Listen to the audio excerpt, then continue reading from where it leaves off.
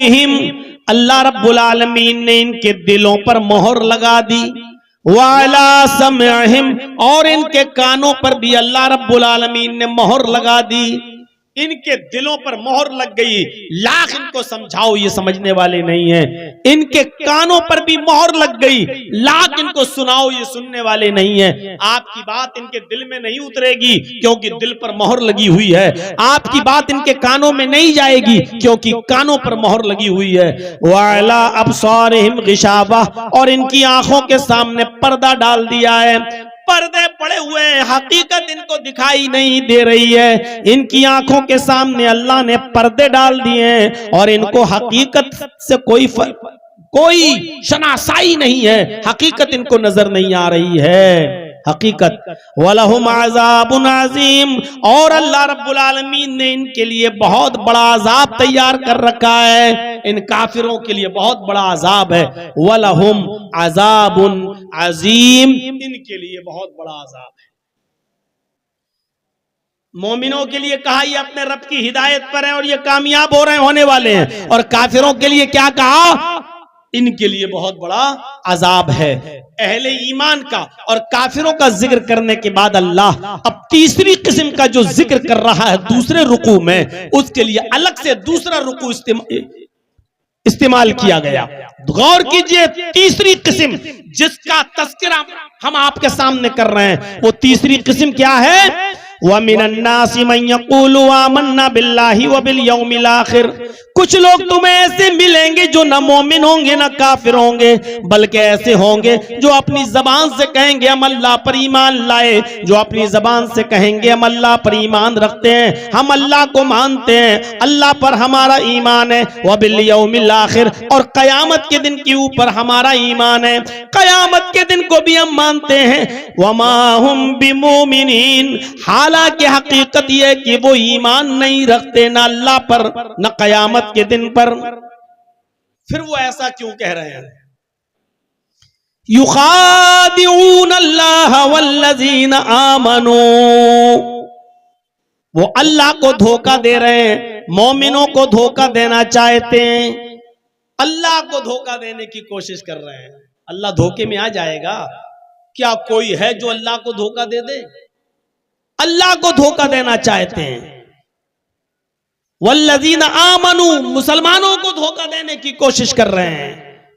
अल्लाह ने फरमाया वमा यख़दऊना इल्ला अनफुसहुम, ये अल्लाह को धोखा नहीं दे रहे बल्कि अपने आप को धोखा दे रहे हैं। अल्लाह को धोखा नहीं दे रहे हैं, ये अपने आप को धोखा दे रहे हैं। कैसा धोखा, कैसा? मेरे प्यारे साथियों, एक आदमी अपने आप को मुसलमान तसव्वुर कर रहा है, जुमे के दिन शनिचर के दिन मस्जिद में नहीं गया, इतवार को मस्जिद में नहीं दिखा, सोमवार के दिन मस्जिद में बिल्कुल नहीं गया, मंगल के दिन भी नहीं गया, बुध के दिन भी मार्केट घूमता रहा, जुमेरात के दिन भी वो उसकी शक्ल मस्जिद में नहीं दिखी, शनिचर से लेकर जुमेरात तक वो मस्जिद में नहीं गया, और जुमे के दिन सबसे आगे वाली सफ में बैठा है, पहली सफ में बैठा है, पूरे हफ्ते मस्जिद से गायब, और आखिरी दिन जुमे वाले दिन सबसे पहले मस्जिद में आ गया, अगली सफ में बैठा हुआ है।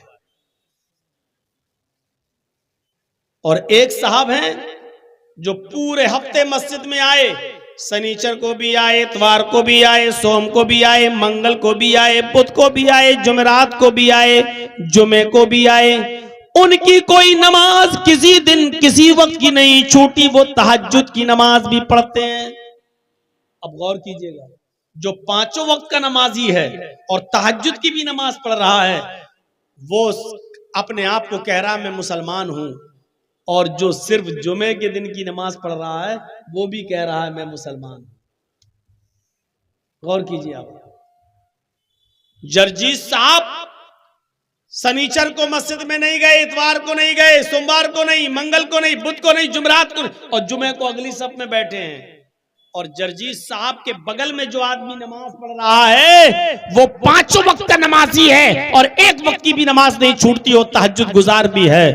अब वो आदमी सोच रहा है कि यार ये जर्जी साहब तो सिर्फ जुमे जुमे मस्जिद में आते हैं, फिर भी मुसलमान हैं, और हम तो 5 वक्त की नमाज पढ़ते हैं, तहज्जुद तक की पढ़ते हैं, हम भी मुसलमान हैं। और जब पूरे हफ्ते मस्जिद में ना आकर सिर्फ जुमे के दिन ही मस्जिद में आ जाएं और नमाज पढ़ लें, तब भी हम मुसलमान रहेंगे, तो फिर हमें पूरे हफ्ते मस्जिद में आने की जरूरत क्या है?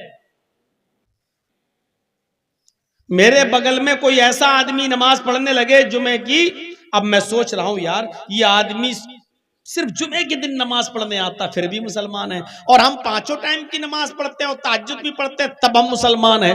अगर एक टाइम की नमाज सिर्फ जुमे के दिन मस्जिद में आ जाने से हमारा इस्लाम बाकी है, हमारा ईमान बाकी है, हम पक्के मुसलमान बन सकते हैं, तो हमें 5 वक्त की नमाज पढ़ने की क्या जरूरत है? हमें तहज्जुद की नमाज में उठने की क्या जरूरत है? हमें सर्दियों में ठंडे पानी से वुजू बनाने की क्या जरूरत है? मेरे भाइयों, अब हम ये सोच रहे हैं हमें क्या जरूरत है? जब ये आदमी सिर्फ जुमे के दिन नमाज पढ़कर मुसलमान है, तो फिर हमें भी जुमे ही जुमे नमाज पढ़ लेना चाहिए, हमें 5 वक्त की क्या जरूरत है? हम धोखे में आ रहे हैं।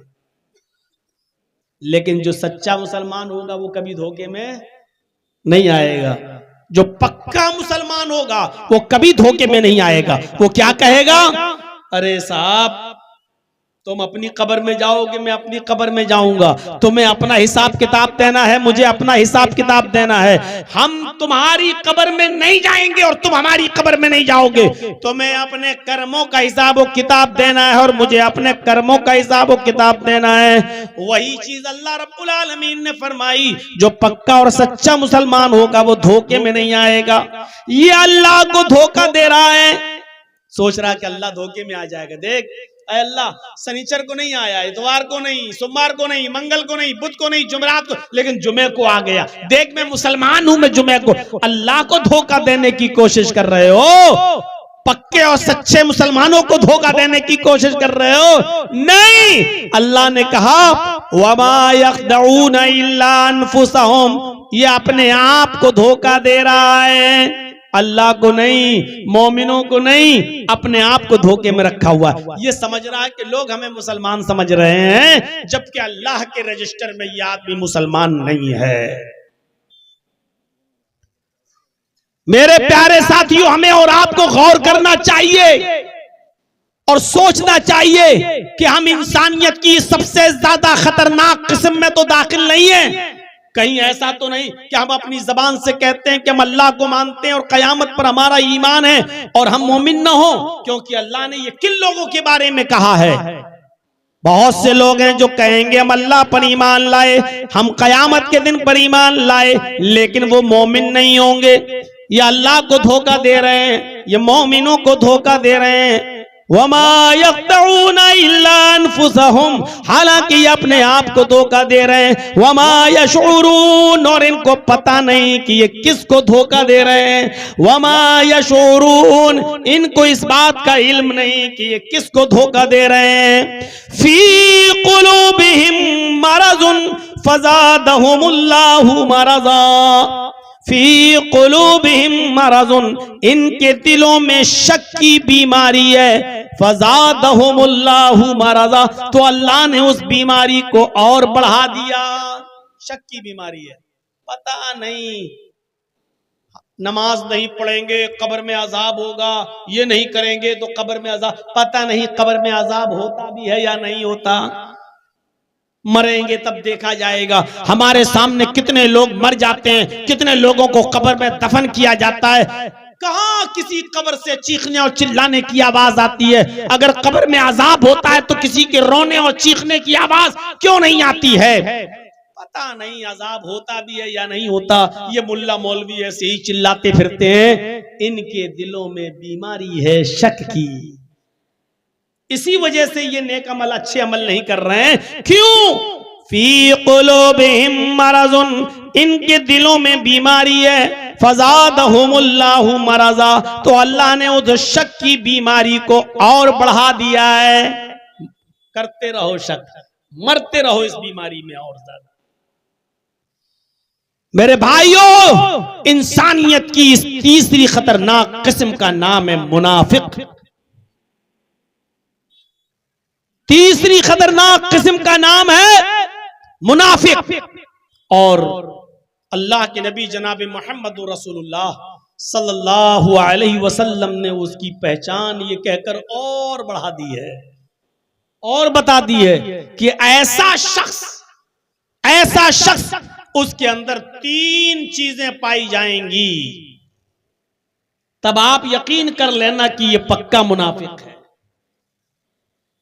और वो तीन चीजें क्या हैं?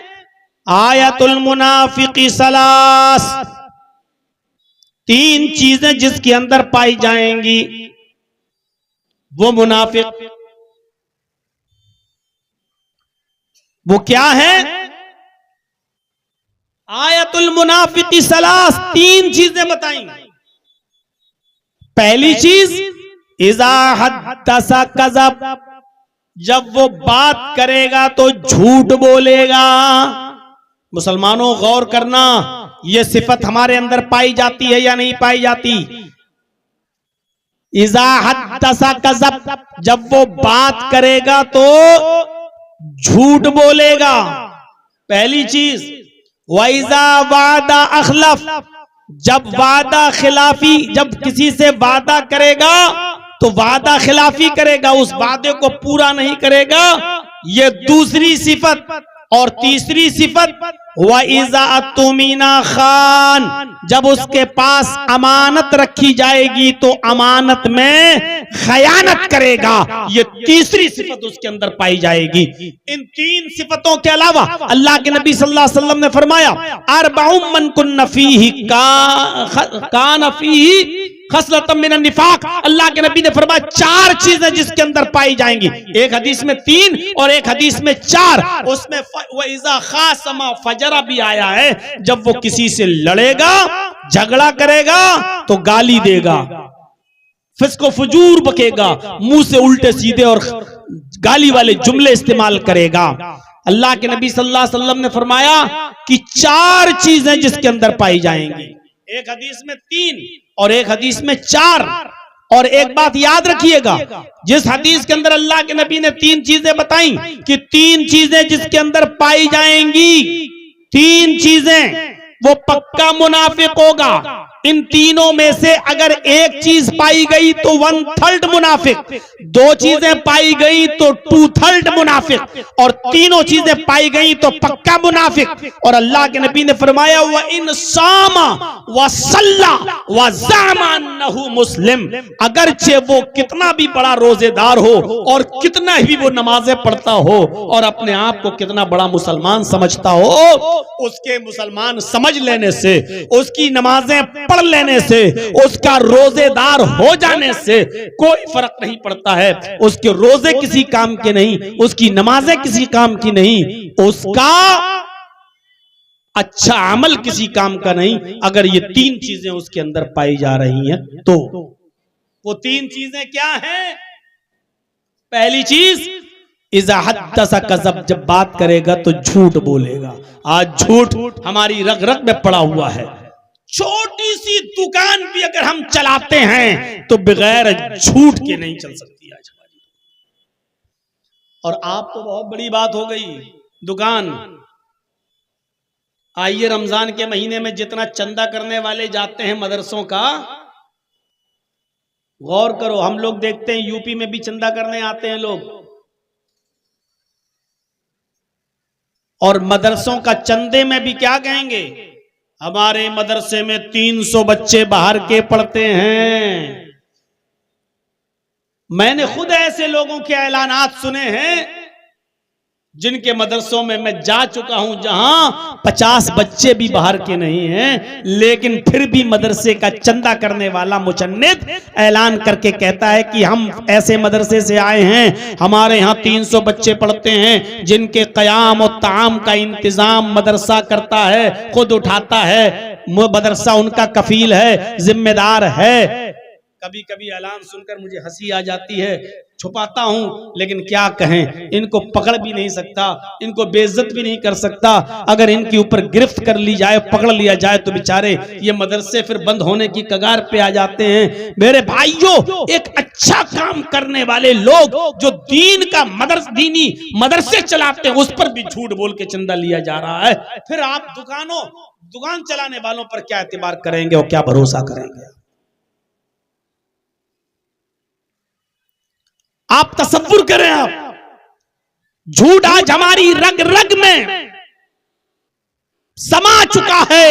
और अल्लाह के नबी कहते चाहे कितना नमाजें पढ़ लो और चाहे कितने वह इंसामा रोजेदार हो, वसल्ला नमाजी बन जाओ, वज़ामान नहु मुस्लिम और अपने आप को पक्का मुसलमान समझने लगो, लेकिन तुम्हारे समझने से और तुम्हारे नमाज पढ़ने और रोजा रखने से कुछ नहीं होगा।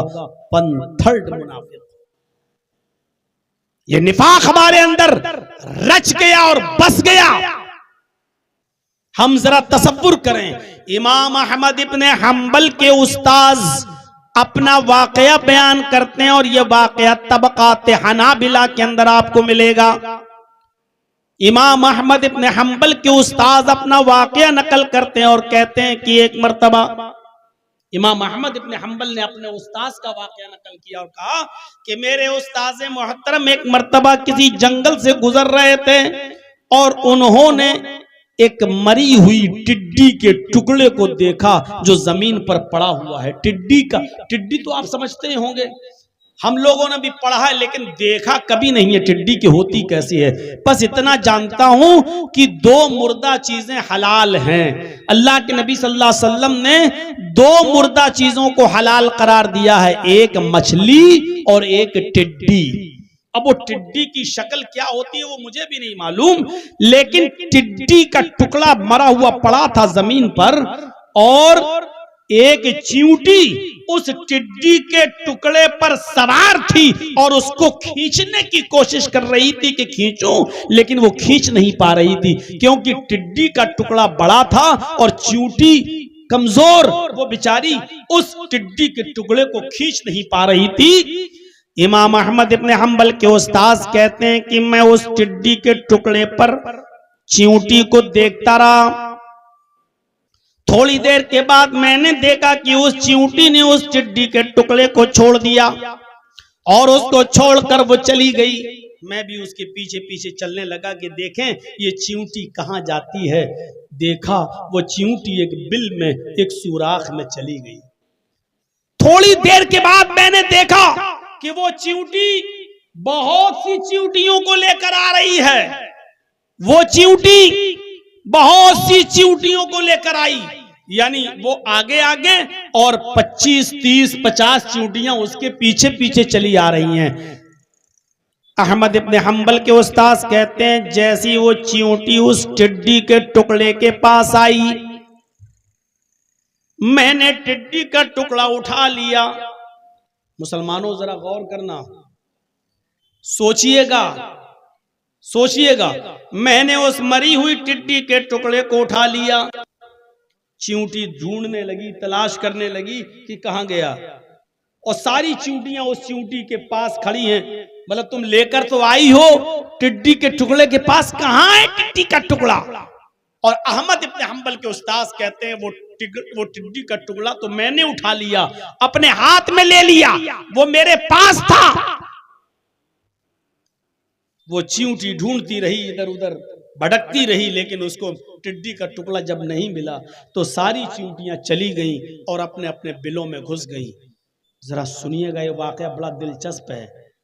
जब सारी चींटियां चली गईं, लेकिन वो चींटी नहीं गई, पहली वाली जो मरी हुई टिड्डी के टुकड़े पर चढ़ी थी वो नहीं गई, वो उसी जगह पर खड़ी रही। उसको तवक्को थी, उसको उम्मीद थी कि हमने तो देखा है टिड्डी का टुकड़ा, आखिर गया कहां। जब वो चींटी वहीं रह गई और सारी चींटियां अपने बिलों में चली गईं, तो अहमद इब्ने हंबल के उस्ताद कहते हैं मैंने फिर टिड्डी का टुकड़ा उस चींटी के पास लाकर रख दिया।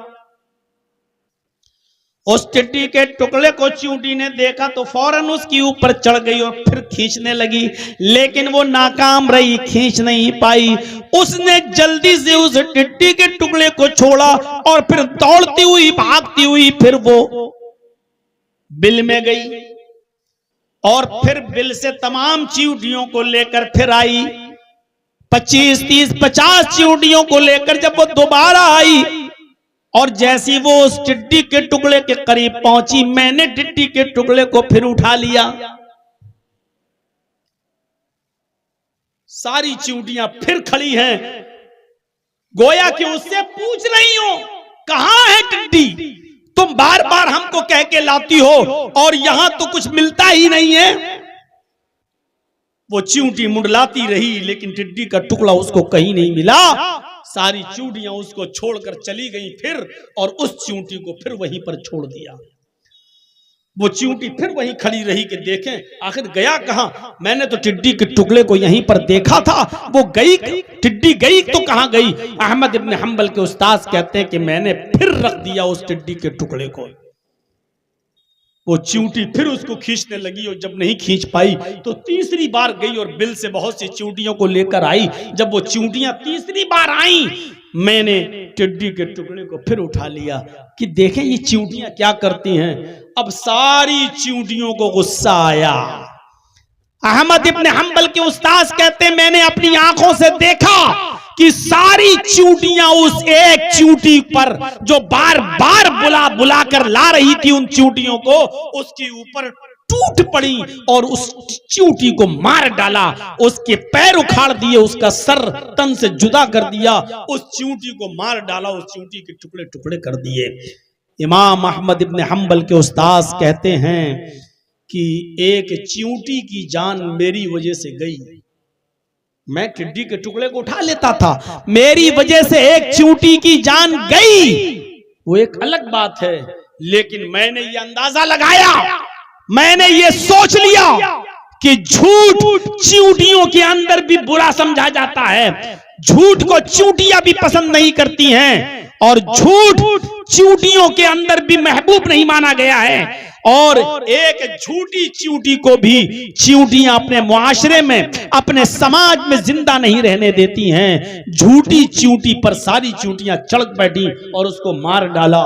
नौजवानों सोचो, मेरे साथियों समझो कि एक झूठ चींटियों के अंदर भी कितना गलत है कि चींटियां भी किसी झूठी चींटियों को अपने समाज में नहीं रहने देती। लेकिन हमारे समाज में तो जो जितना बड़ा झूठा होगा उतना बड़ा नेता होगा हमारे समाज में, और जो सबसे अच्छा झूठ बोल ले वो सबसे बड़ा नेता माना जाएगा। और आप अच्छी तरीके से जानते हैं कि इस वक्त सबसे बड़ा झूठा कौन है, उसका नाम लेने की जरूरत भी नहीं है, और इसीलिए मैंने चैनल वालों को बंद करता हूं। मैंने नाम भी नहीं लिया, लेकिन ये थंबनेल बनाकर अभी तक नाम भी डाल देते और कल अपनी दुकान चलाने के लिए लिख भी देते कि मौलाना ने इस देश के प्रधानमंत्री को कहा सबसे बड़ा झूठा, और मोदी की तस्वीर भी बना देते और मेरा भी फोटो लगा देते, क्योंकि इनकी दुकान इन चैनल वालों की इसी से चल रही है। इसलिए हर जलसे में इनका बंद होना और इनको रोकना अब बहुत जरूरी हो चुका है, क्योंकि ये इस्लाम के साथ मजाक खिलवाड़ कर रहे हैं, खिलवाड़ कर रहे हैं। ये जलसे और तकरीरें नहीं यूट्यूब पे डाल रहे हैं, ये थंबनेल बना बना कर पोस्ट कर रहे हैं और उल्टे सीधे थंबनेल बना रहे हैं। इसलिए इन पर पाबंदी लगाना और इन पर नकेल कसना बेहद जरूरी हो चुका है। तो मेरे प्यारे साथियों, आप देख रहे हैं जो शानदार झूठ बोल ले, जो खूबसूरत झूठ बोल दे, उसको सबसे बड़ा सियासी और राजनीतिक और पॉलिटिकल इंसान माना जाता है, उसको सबसे बड़ा नेता माना जाता है, जो जितना अच्छा और जितना शानदार झूठ बोलता है। झूठ चींटियों के अंदर भी बुरा समझा गया। अल्लाह के नबी जनाब मोहम्मद रसूलुल्लाह सल्लल्लाहु अलैहि वसल्लम फरमाते हैं कि जब कोई इंसान झूठ बोलता है, जब कोई इंसान झूठ बोलता है तो उसके मुंह से इतनी गंदी बदबू निकलती है। जब कोई इंसान झूठ बोलता है तो उसकी मुंह से इतनी गंदी बदबू निकलती है कि उसकी बदबू से फरिश्ता जो उसके इर्द गिर्द होता है, जो फरिश्ता उसके आसपास होता है, 1 मील की दूरी पर भाग जाता है। उस झूठे इंसान के मुंह से जब झूठ निकलता है तो उस झूठ की बदबू से फरिश्ता 1 मील दूर भाग जाता है, उसको छोड़ देता और 1 मील दूर। बताइए, अच्छे फरिश्ते, नेक फरिश्ते, नेकियां लिखने वाला फरिश्ता भी झूठ की बदबू से 1 मील दूर भाग जाता। यह है झूठ का हाल। झूठ मेरे भाइयों, सिर्फ अपने 2 मुसलमान भाइयों को अगर रूठ गए हैं, नाराज हैं, तो उनको मनाने के लिए झूठ बोला जा सकता है। जैसे आप कहें, अरे यार आपके फला आदमी से नाराज हैं, अरे यार वो तो आपकी बड़ी तारीफ करता है, वो तो आपकी बड़ी बड़ाइयां बयान करता है और आप उससे नाराज हैं। और उस आदमी से ये कहें कि तुम इस आदमी से नाराज हो, ये आदमी तो आपकी बहुत तारीफ करता है। यानी दोनों को बनाने में और करीब करने में अगर झूठ भी बोलना पड़े तो अल्लाह के नबी सल्लल्लाहु अलैहि वसल्लम फरमाते हैं कि वहां झूठ बोलना जायज है, वहां झूठ बोलकर तुम उन लोगों को मना लो। लैसल कद्दाब अल्लज़ी युस्लिहु बैनन नास, लोगों को मनाने में और लोगों को एक करने में, लोगों को जोड़ने में अगर झूठ बोलना पड़े तो वहां झूठ बोल दो। झूठ बोलने वाले को कज़्ज़ाब नहीं लिखा जाएगा, झूठा नहीं लिखा जाएगा।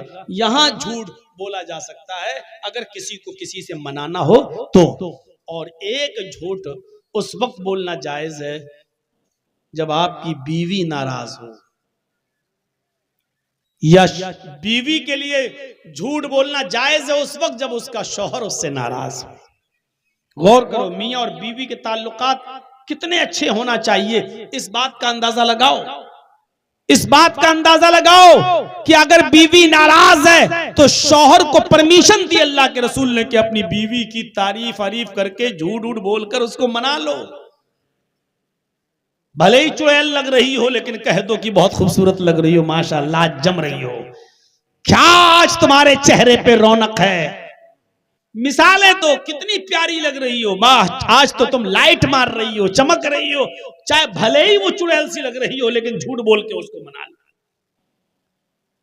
आपका कुछ नहीं बिगड़ेगा। ऐसे मौके पर शरीयत ने इजाजत दी है कि आप अपनी बीवी को मनाने के लिए और उसको राजी करने के लिए भी झूठ बोल सकते हो तो बोलो, क्योंकि शैतान को सबसे ज्यादा खुशी कब होती है, जब वो मियां और बीवी के दरमियान नाराजगी पैदा करके तलाक तक की नौबत लाता है, तब शैतान को सबसे बड़ी खुशी होती है। अल्लाह के रसूल ने शैतान की खुशी पर हथौड़ा मारते हुए फरमाया कि अगर तुम्हारे झूठ बोलने से तुम्हारी बीवी राजी हो रही हो तो उसको मना लो, और बीवी को इजाजत दी कि अगर तुम्हारे झूठ बोलने से शौहर खुश हो रहा है तो अपने शौहर को राजी कर लो, अपने शौहर को मना लो। और बिलफर्ज महाल मान लो अगर तलाक तक की नौबत आ गई और शौहर बिल्कुल तलाक देने पे आमादा है अपनी बीवी को गुस्से में, तो बीवी को इजाजत और शरीयत ने छूट दी कि वो तलाक से बचने के लिए हर वक्त अपने शौहर के इर्द गिर्द रहे, मेकअप करे, जेबो जीनत अख्तियार करे, शौक से अच्छा कपड़ा पहने, खुशबू लगाए और अपने शौहर के इर्द गिर्द रहे, ताकि शौहर का दिल अपनी बीवी पर आ जाए और उसको बुला ले और अपने करीब कर ले और उसको अपने बिस्तर पर लाकर राजी कर ले और मना ले। मेरे भाइयों, इस बात की इजाजत दी है शरीयत ने। तो मुनाफिक की पहली पहचान क्या है? अल्लाह के नबी सल्लल्लाहु अलैहि वसल्लम ने फरमाया, नबी अकरम ने कि आयतुल मुनाफिक सलास व इंसामा व सल्ला व ज़अमा अन्नहु मुस्लिम। उसके बाद फरमाया पहली चीज इज़ा हद्दसा कज़ब, जब बात करता है तो झूठ बोलता है। तो झूठ बोलने वाला मुनाफिक है, अगरचे वो कितनी भी नमाजें पढ़ ले, रोजे रख ले और वो अपने आप को कितना बड़ा मुसलमान तसव्वुर कर ले। पहली चीज। दूसरी चीज पे आइए, वइज़ा वादा अखलफ, जब वादा किसी से करेगा तो उसकी मुखालिफत करेगा, वादा खिलाफी करेगा। वादा खिलाफी करने वाला भी मुनाफिक। वादा खिलाफी तो आजकल आम हो चुकी है और इस बात पर आप गौर कीजिएगा, वादा खिलाफी इस्लाम के अंदर 1/3 इंसान को मुनाफिक बना देती है। नबी अकरम सल्लल्लाहु अलैहि वसल्लम एक जगह पर बैठे रहे 3 दिन तक, क्योंकि आपकी जबान से ये निकल गया था कि जब तक तुम नहीं आते हो मैं इसी जगह पर बैठकर तुम्हारा इंतजार करूंगा। एक यहूदी से अल्लाह के नबी सल्लल्लाहु अलैहि वसल्लम ने यह बात कह दी थी कि जब तक तुम नहीं आते हो मैं तुम्हारा इसी जगह पर बैठकर इंतजार करूंगा। वो यहूदी गया और अपने घर जाकर उस काम को भूल गया जो करने आया था, नहीं कर सका वो काम। तो 3 दिन के बाद अचानक उसका गुजर उसी रास्ते से हुआ। उसने मोहम्मदुर रसूलुल्लाह को उसी रास्ते पर बैठा हुआ देखा। वो करीब आया और कहने लगा, अरे मोहम्मद इब्ने अब्दुल्ला, आप यहाँ बैठे हैं? अल्लाह के नबी ने फरमाया, हाँ मैंने तो आपसे कहा था ना कि जब तक तुम नहीं आ जाते मैं तुम्हारा इंतजार करूंगा यहाँ बैठकर। उसने कहा, अरे मोहम्मद इब्ने अब्दुल्ला, मैं तो भूल गया था, इसलिए मुझे याद ही नहीं रहा, मुझे तो आपको देखकर अब याद आया, मैं तो भूल गया। अल्लाह के नबी ने कहा, तुम भूल गए लेकिन मैंने अपना वादा नहीं भूला, मैं अपना वादा नहीं भूला, मुझे याद है। और उसके बाद ये जुमले फरमाए, आए यहूदी, अगर मेरी उम्र कयामत तक हो जाती, अगर अल्लाह मुझे कयामत तक की जिंदगी दे देता और कयामत तक तू नहीं आता तो मुझे कयामत तक इसी जगह पर बैठा हुआ देखता। मेरे भाइयों, इससे आप अंदाजा लगाइए कि वादा का क्या अहमियत है शरीयत की नजर में। आप जो किसी से कह देते हो चलिए मैं बस आ रहा हूं 5, ये बहुत एहतियात बरतिए। 5 मिनट और 10 मिनट का जो जुमला निकल जाता है हमारे और आपके मुंह से, ये बड़ा खतरनाक जुमला है। 10 मिनट में मैं आ रहा हूं तो 10 मिनट का मतलब यह कि 9 मिनट में आप उसके पास पहुंच जाइए, 11 मिनट ना होने पाए। ये इस्लाम सिखलाता है, ये इस्लाम। मैं आपके पास 2 बजे आऊंगा इंशाअल्लाह, ठीक है, अब आप 1:59 पर उसके घर पहुंच जाइए, 2:01 मत होने दीजिए। ये सिखलाता है इस्लाम। ये वादा खिलाफी इस्लाम से निकाल देती है इंसान को और खास तौर पर मुसलमान को। मेरे प्यारे साथियों, हजरत उमर फारूक रज़ी अल्लाह ताला अन्हु के जमाने में एक शख्स पकड़ के लाया गया जिसका नाम था हरमुजान। उसको कुछ लोगों ने हुरमुज भी लिखा है, लेकिन तारीख के सही मुअर्रिखीन ने उसका नाम हरमुजान लिखा है। जब वो पकड़ के लाया गया, वो पक्का काफिर था, कातिल था कई सहाबा का।